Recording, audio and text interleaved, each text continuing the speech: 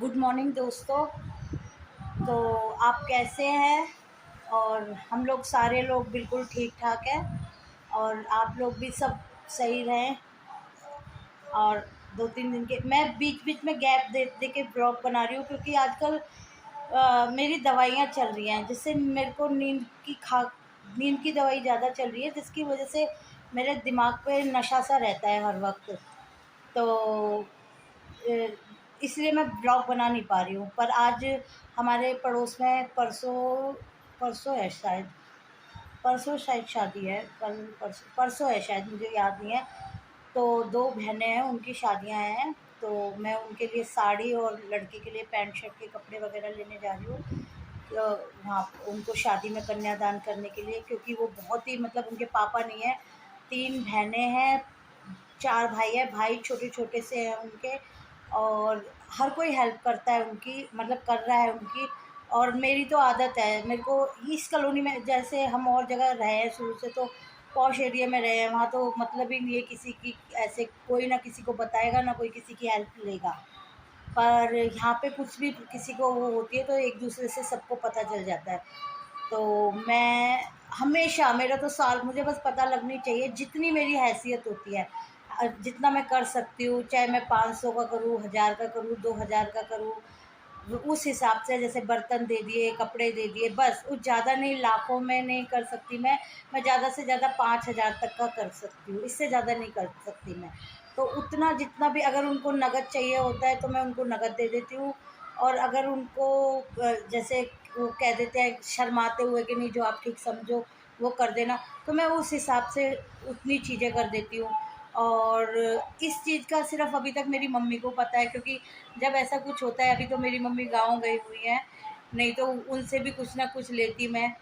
तो जब ऐसा कुछ होता है तो मैं मम्मी को बोल देती हूँ कि मम्मी ऐसी ऐसी शादी हो रही है, यहाँ पे हो रही है, और आपको जो हेल्प करनी हो मुझे दे दो और मैं हेल्प कर दूँगी। तो मम्मी हमेशा, मम्मी के पास साड़ियाँ वाड़ियाँ पड़ी रहती हैं, तो मम्मी 2-4 साड़ियाँ वाड़ियाँ, या मम्मी कहेंगी चल आजा बाज़ार चलते हैं, हम लोग साड़ी वाड़ी खरीद लेते हैं। तो हम लोग दोनों जाते हैं और साड़ी वाड़ी खरीद के ले आते हैं। आज मैं पहली बार मम्मी के बगैर जा रही हूँ खरीदने, नहीं तो मैं हमेशा अपनी मम्मी के साथ ही जाती हूँ हर जगह।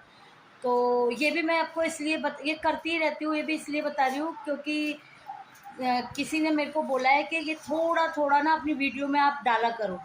ये दिखाने के लिए नहीं कि आप किसी की हेल्प करो, ये दिखाने के लिए कि अगर मतलब कोई सोचेगा कि ये कर सकते हैं तो हम भी, चलो ज़रूरी नहीं है कि हम 1 लाख रुपए दें, 50,000 दें, 25,000 दें। कुछ हेल्प नहीं कर सकते तो 500 रुपए की हेल्प कर देंगे। कुछ नहीं कर सकते तो 200 की कर देंगे, 1100 की कर देंगे। ये आप ये नहीं दिखा, क्योंकि कह रहे कि आप बनाया करो, आप किसी से माँग तो रहे नहीं हो कि जी मुझे इसकी हेल्प करनी है और मुझे पैसे दो और ऐसे दो, वैसे दो। तो हम लोग शो ऑफ करते ही नहीं है, कभी भी नहीं करते कि हम ये कर रहे हैं, वो कर रहे हैं। कोरोना के टाइम पे भी यहाँ पे झाड़ू वाले बैठते हैं हम लोगों के यहाँ पे, वो बाँस की झाड़ू बनाते हैं। तो उन लोगों को भी हम लोग ऐसे धीरे-धीरे क्या करते थे, 2 टाइम का खाना तो नहीं दे पाते थे हम लोग, भई इतनी मेरी हिम्मत नहीं है, क्योंकि वो लोग 50-60 लोग थे। पर हाँ, 1 दिन गैप छोड़ के दूसरे दिन हम लोग उनके लिए खाना, जैसे राजमा चावल बना लिए, कढ़ी चावल बना लिए, एक टाइम का, बस एक टाइम का खाना दे के आते थे। और हाँ, बस एक चीज़ मैं आपको बोलूँगी, चाहे आप मुझे गलत समझना, पर ये जो सड़कों पे लेटे रहते हैं ना, स्मैकिया टाइप के लोग, इनको आप कभी कुछ मत देना, प्लीज़ रिक्वेस्ट है। क्योंकि हम लोगों ने कंबल बाँटे थे, और जब हम दूसरे, अचानक हमको दूसरे दिन ही वहाँ से गुज़रना पड़ गया, तो देख रहे हैं जी इनके फिर वो ठिठुर के सो रहे हैं। हैं? हमने कहा इन्हें कल ही तो कंबल दिए थे, ये क्यों ठिठुर रहे हैं? फिर वहाँ पे हमने कहा भैया कंबल-वंबल हाँ, हाँ, हाँ। फिर मैंने कहा भैया कल ही तो हम लोगों, वो नहीं पहचान पाए हम लोगों को कि हमने इन्हें कल कंबल दिए थे। मैं कहा भैया कल ही तो आपने आपको कंबल दिए थे। तो कह रहे वो हाँ, हाँ उड़ गए, ऐसे ऐसे करने लगे। फिर दूसरा साथ में बोल दिया, नशे में पड़ा हुआ था, कह रहा हम बेच देते हैं 100-100 रुपए में, हमें तो चाहिए अपनी खुराक, हमें कंबल से क्या फ़र्क पड़ रहा है। उस दिन से कान पकड़ लिए कि ना बाबा ना। बहुत सोच समझ के, पहले देख दाख के कि हाँ किसको क्या ज़रूरत है तभी देनी है हेल्प। ऐसे आंख बंद करके बिल्कुल हेल्प नहीं करनी, बहुत सोच समझ के करो। और ये जो लड़कियां हैं इनको तो खैर हम लोग जानते हैं, और दूसरा ना जाने कोई बात नहीं, पर हमारे कन्यादान से मुझे मतलब है। मैं बस इतना जानती हूँ, इससे बड़ा दान कोई है ही नहीं।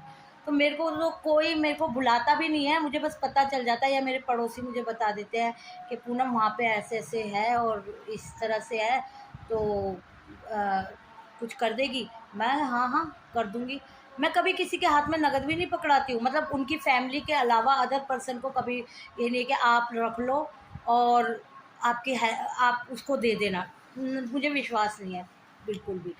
मैं अपना खुद खरीदती हूँ या उस फैमिली मेम्बर से मिलती हूँ, उसको ज़रूरत है तो उसके हाथ में पकड़ा देती हूँ, क्योंकि मुझे पता है उनकी मर्ज़ी, वो अपने हिसाब से जैसा ठीक समझेंगे वैसा करेंगे, रखे यूज़ करें नहीं। और कोई भी लड़की वाला ऐसा नहीं है कि 5,000 में अरबपति बन रहा है, वो यूज़ करेगा ही करेगा, क्योंकि इतनी बड़ी दौलत नहीं है कि वो हड़प जाएगा। वो मतलब कहीं ना कहीं वो तो बेचारे कर्ज ले लेके अपनी बेटियों के लिए करते हैं। तो तो अब मैं जा रही हूँ भजनपुरा कपड़े वगैरह ख़रीदने के लिए, आपको भजनपुरा की वीडियो बना के दिखाऊंगी।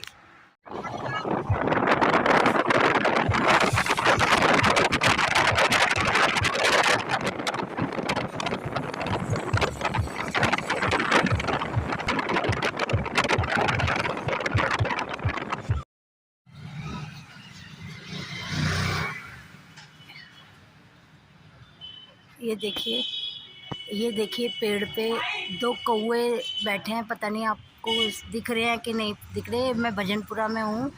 2 कौवे, और उनकी प्यास से इतनी बुरी हालत हो रही है, चोंच खोल के बैठे हैं।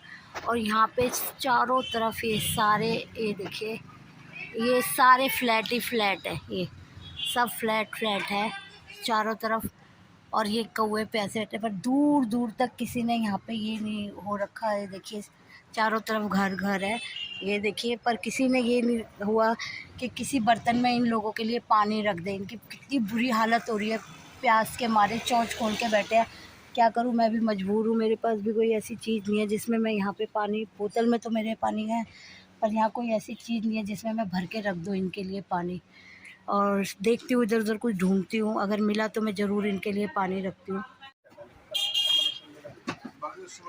ये जैसा कि मैंने आपको कहा था, मैं मार्केट जा रही हूँ, और भजनपुरा की विनोद क्लॉथ हाउस है, वहाँ से मैंने साड़ियाँ ले ली है। और अगर यहाँ रीजनेबल रेट की मिलती है, अगर आप, ज़्यादातर राम पार्क के लोग भजनपुरा आते ही रहते हैं, तो आप इस शॉप पे आ सकते हैं। बहुत अच्छी साड़ी, पैंट शर्ट, सब लोग सारे कपड़े ही मिलते हैं, सूट वगैरह सब चीज़ें देते हैं यहाँ पे, तो आप यहाँ से ले सकते हैं। ये रेमंड्स की शॉप है, और C103 शॉप है, और भजनपुरा मेन मार्केट में है। आप लोगों को यहाँ ओरिजिनल चीज़ मिलेगी, और आप लोग आना यहाँ पे, और किसी और की दुकान वालों वो आपको मना करेंगे कई बार कि आप मत लें यहाँ से, आपको डुप्लीकेट माल मिलेगा, पर आप किसी की मत सुनना।